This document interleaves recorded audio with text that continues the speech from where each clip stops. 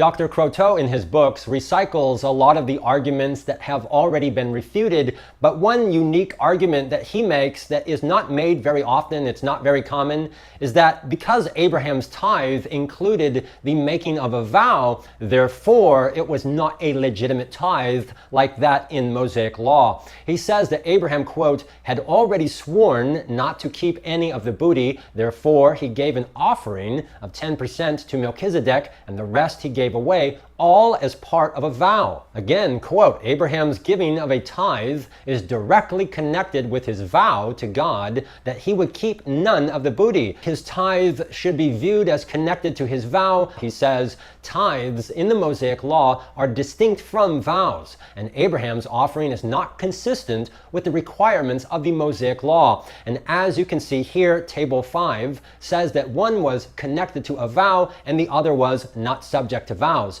However, the major problem with this, and which you can see for yourself right here in the text, is that when Abraham swears to the Lord, he specifically says, I will accept nothing belonging to you. These three words right here, I would not take anything, that is yours. Every single major English translation includes the phrase that is yours or belonging to you, because as you can see for yourself, the Hebrew right here contains the second person suffix. Abraham's solemn oath and promise not to keep anything is limited specifically to that which the king of Sodom and presumably others had lost in battle, and that which Abraham had every right to keep. Now, I thought it was very strange that Dr. Croteau would make this claim because, according to his own description, he is a professor of biblical languages and would know very well what is written in Hebrew and Greek. I found it very curious that he would try to use language arguments elsewhere but avoided it here for this text. So,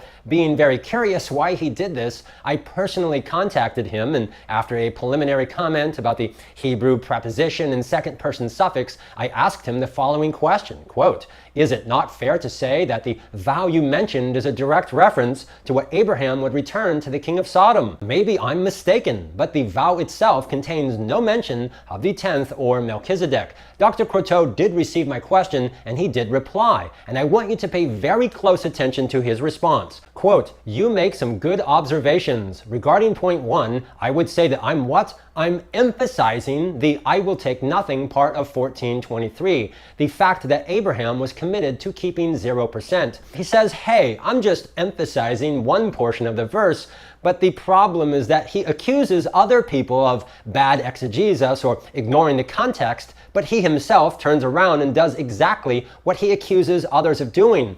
To be clear, if Dr. Croteau or others want to share their opinions, then that's fine, but it's not okay. It is inappropriate and unprofessional to publicly accuse other people and then do the very thing that you accuse others of doing. For example, in this same book, he criticizes another author because he, quote, inexcusably fails to exegete Genesis 14. But this is exactly what Croteau did. The other author is not claiming to be a professor of biblical languages. Croteau makes that claim. So his standard, his responsibility is much greater, and he did the exact same thing.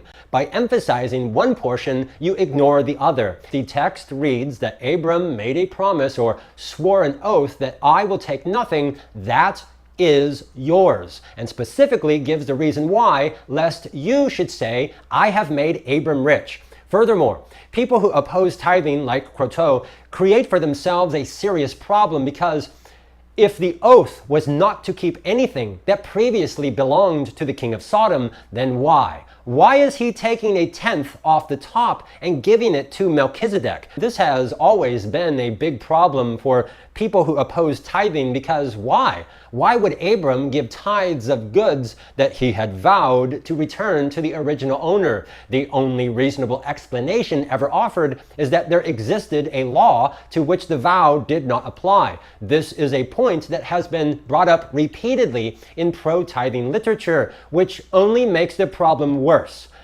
Because having read extensively, Dr. Croteau would be very familiar with this, yet again completely avoids it. And to prove this point, a great example of this is when Croteau says that Henry Lansdale's scholarly and quote magisterial work, The Sacred Tenth, published in 1906, was a landmark in tithing research that was paradigmatic for tithing arguments and discussion for the next 99 years. But Lansdale himself specifically points out this problem, and he cites other authors who also present the same argument. And since Croteau was so aware of Lansdale and his arguments, he would have seen this, but he just ignores it, all the while making the claim that he will deconstruct this. But in order to deconstruct something, you have to actually engage with what was constructed, which he does not do. As I document in other videos, Croteau does this repeatedly.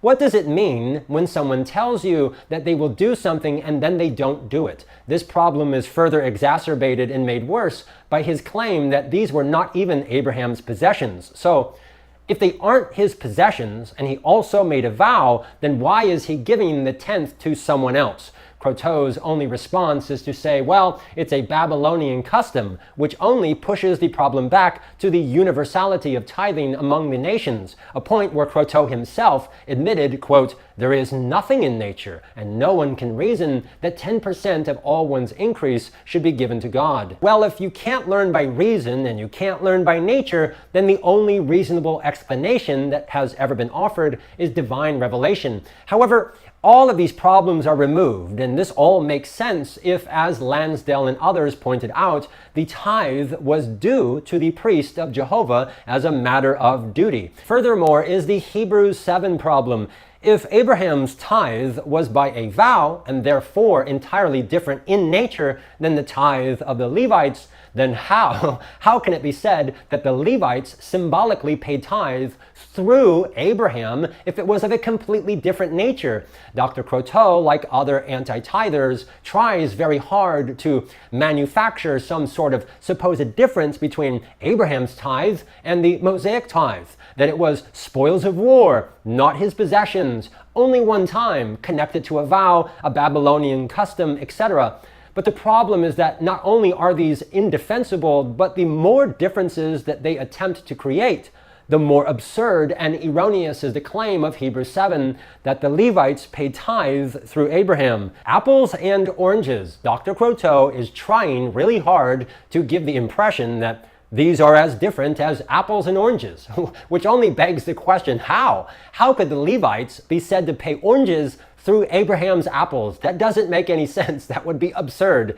Again, although this argument has been used repeatedly in pro-tithing literature for hundreds of years, Croteau again completely avoided it.